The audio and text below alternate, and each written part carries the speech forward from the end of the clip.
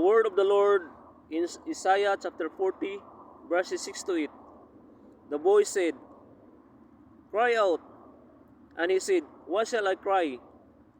All the place is grass, and all its loveliness is like the flower of the field. The grass withers, the flowers fades, because of the breath of the Lord blows upon it.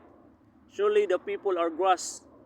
The grass withers, the flowers fades, but the Lord of our God stands forever." Amen. So, ang sabi po ng Panginoon kay Isaiah, magpahayag ka.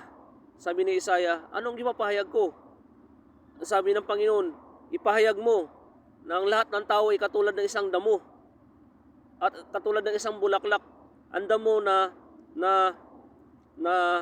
nalalanta, natutuyo, at ang bulaklak na nawawala. So, ito po ay nire-refer ng Diyos na ang isang buhay ng tao ay temporary lamang.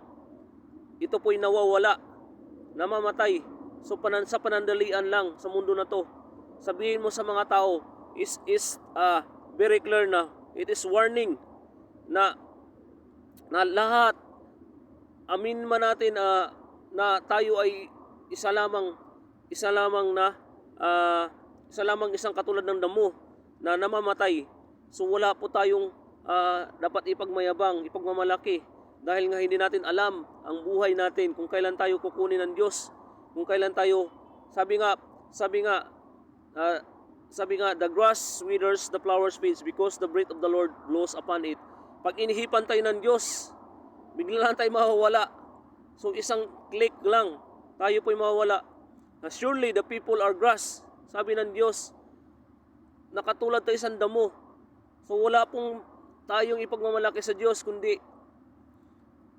ang pagmamalaki po natin ang kanyang salita na buhay, na magpakailanman. Sabi niya, the grass withers, the flowers fades. So, the grass withers, nalalanta, and the flowers fades, nawawala ang bulaklak. So, it refers sa atin po, mga kapatid, na wag po tayong magmamalaki, magmamayabang. So, right now, sabi niya, the word of our God stands forever. Ang salita niya, ang dapat nating pakinggan. Ang salita niya ay dapat nating namnamin, isabuhay. Kasi salita niya, magpakailanman, hindi na mawawala. Stands forever. Sabi nga ng Panginoong Hesus, na sabi niya, heaven and earth will pass away, but my word still remains. Hindi mawawala ang salita ng Diyos. Magpakailanman, guguho man ang mundo, guguho man ang langit, at ang salita ng Diyos mananatili. So, tayo po, huwag natin baliwala ng bawat salita ng Diyos na maririnig natin. Dapat nating pakinggan. Sabi ng Diyos kay Isaiah, magpahayag ka sa lahat ng tao na ang tao ay katulad ng isang damo, katulad ng isang bulaklak na mamamatay. So, let us begin na we will surrender everything, our lives to God. We will surrender every moment sa Diyos. So wala po tayong pagmamayabang, mga kapatid, kundi ang Diyos lamang ang ating pagmamalaki. So napakabuti niya dahil every minute sa ating buhay, hindi tayo kinakalimutan bigyan ng hininga, bigyan ng kalakasan, especially our family. Even na tayo nahihirapan, hindi po tayo pinababayaan ng Panginoon. So right now, let the word of God na uunahin po natin ang kanyang salita. So let us pray. Dear Heavenly Father God, Lord, we thank you sa salita mo right now, Lord God. Lord, ang salita mo ay makapangyarihan. Lord, ito'y wala ng katulad, Panginoon God. Dahil salita mo, Panginoon God, ang kalakasan ng bawat isa. Ang buhay namin, Panginoon, salita mo, Panginoon lamang, Panginoon God. Lord, nakatulad ng isang espada na dubli ang talas, Panginoon. Salita mo, Panginoon God, na kayang gibain ang kasamaan. Salita mo, Panginoon God, na Lord, na hindi kami mauhaw, magugutom, Panginoon God.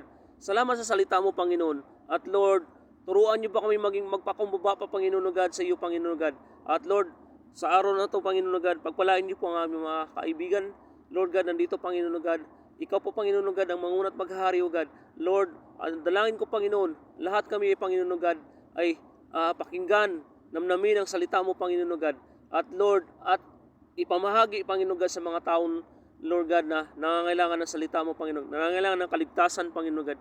We believe, Lord God, ang aking mga friends dito, Panginoon God, Lord, lahat kami ay maliligtas, Panginoon God. Lord, lahat kami, Panginoon God, magkaroon ng malalim na relasyon sa inyo, Panginoon God. Lord, we love you, we thank you, we praise you, Lord God. In Jesus' mighty name we pray. Amen and amen. God bless po. God bless po sa lahat.